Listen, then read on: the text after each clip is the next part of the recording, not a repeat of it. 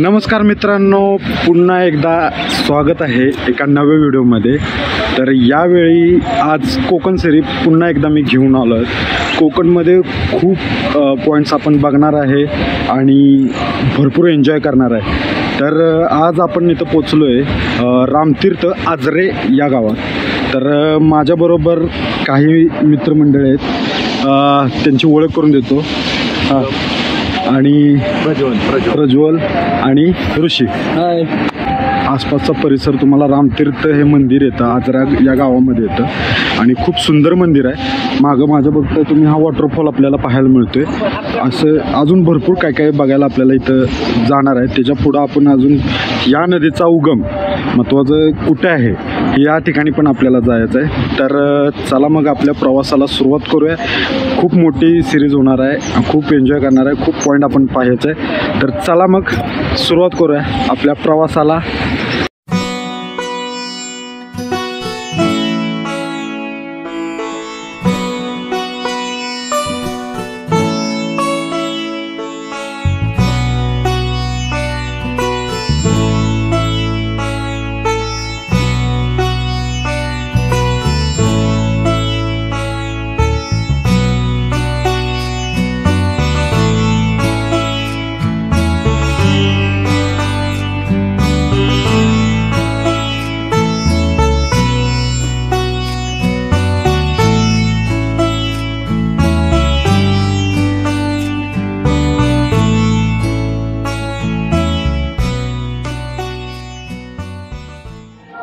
आतमध्ये एंट्री मारले की आपल्याला इथे मारुतीची मूर्ती एक पाहायला मिळते आणि समोर अशी आपल्याला श्रीरामाची देखणी मूर्ती, श्रीराम, सीतामाई आणि लक्ष्मणांची मूर्ती आपल्याला पाहायला मिळते. समोर हे पाहू शकता तुम्ही.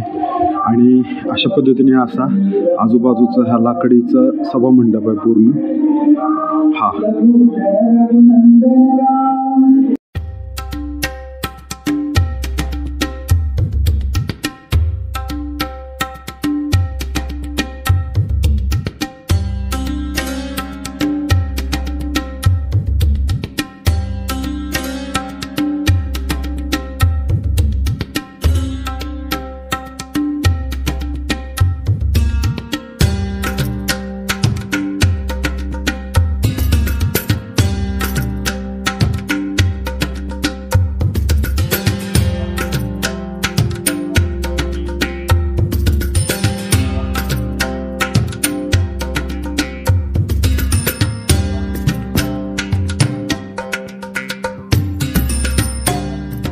मंदिरातून आपण आतमध्ये आलो की त्याच्यानंतर एक दरवाजा आहे. दरवाजापासून वरती आलं की आपल्याला अजून एक मारुतीची मूर्ती पाहायला मिळते आणि या साईडला बघतोय एक शंकराची मूर्ती. आता वरती काय काय आहे ते पण बघूया आपण. आता तिथे पण जायचं आहे, तिथं अजून काय काय बघूया. चला तुम्ही.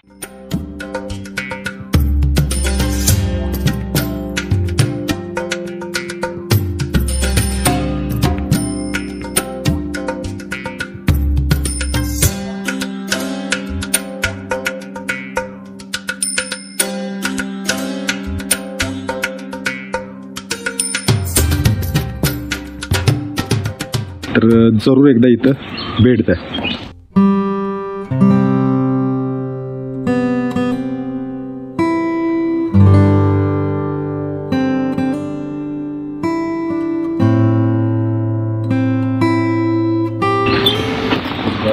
तर आपण वरती आलो तर दत्त मंदिर तुम्ही बघितलं म्हणजे तिथं आता पिंडीचा आकार आहे नाही, वरती कासव आहे. आता त्याचं काय ॲक्च्युली आपल्याला इथेच माहीत नाही, पण त्याचं थोडंसं लिहिलं की विठ्ठल रुक्माईची समोर जी बघू शकता विठ्ठल रुक्माईची अशी सुंदर मूर्ती आपल्याला पाहायला मिळते.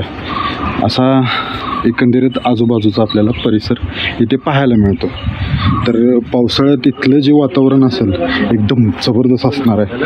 म्हणजे फिरण्यासारखं एकदा तुम्ही आजरा किंवा आंबोलीला येत असेल तर जरूर एकदा इथं भेट द्या. खूप सुंदर मंदिर आहे आणि निसर्गाच्या वातावरणामध्ये हे मंदिर आहे आपल्याला. तर आपल्याला इथं रामाचं मंदिर किंवा पिंड आहे. आता पुढे एक महादेवाचं आपल्याला ते एक मंदिर पाहायचं आहे, ते पण बघूया. आणि महत्त्वाचं इथं आकर्षण म्हणजे सर्वात भारी इथं तो वॉटरफॉल आहे, धबधबा आहे तो. तो धबधबा पण पावसाळ्यात तो भरलेला तुडुंब वाहत असतो, तर तो पण बघण्यासारखा आहे. आणि आता काय करू माहिती आहे का, आजारातलं ही घेऊया फरसाणा घेऊया आणि कांदा घेऊया. फरसाणा कांदा कुठं दिसला की लगेच घ्यायचा. जरा मस्त त्या ही भेळवाले त्यामुळे काय विषय. ही पूर्ण जाते ते हिरण्यकश्यप नदी आहे आणि ही पुढे कर्नाटकमध्ये जाऊन घटप्रभा नावाने ही नदी चालू होते. या नदीचा उगम त्या आंबोलीमध्ये हिरण्यकश्यप या मंदिरापासून त्या गुहेतनं होतो.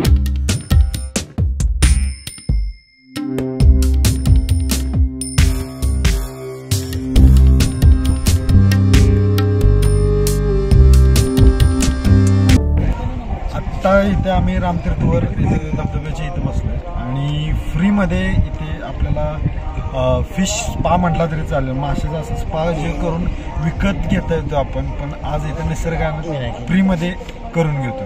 खूप भारी वाटतं. एवढं भारी फील होतं ना, एकदम गुटगुले करतात. छान वाटतं. कधी इकडं आलं की इथं एकदा स्पा करायला हरकत नाही.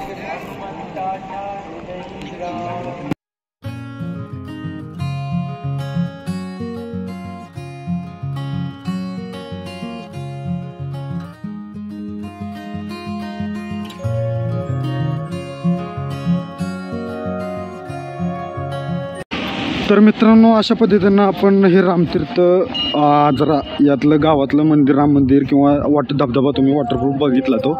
आता इथून आपल्याला जायचं आहे हिरण्यकश्यप मंदिर. ते आंबोलीमध्ये येते. इथून साधारण 40 किलोमीटर अंतरावर. तिथून पुढं आपल्याला पुढचं प्लॅनिंग कोकणात कुठे जायचं, वेंगुर्ल्याला जायचं, भोगावेला जायचं का निवतीला जायचं, तो खालचा प्लॅन आहे. तर अशा रीतीने पूर्ण कंप्लीट झालं आपली. आता इथून आपण जाणार आहे हिरण्यकश्यप मंदिर.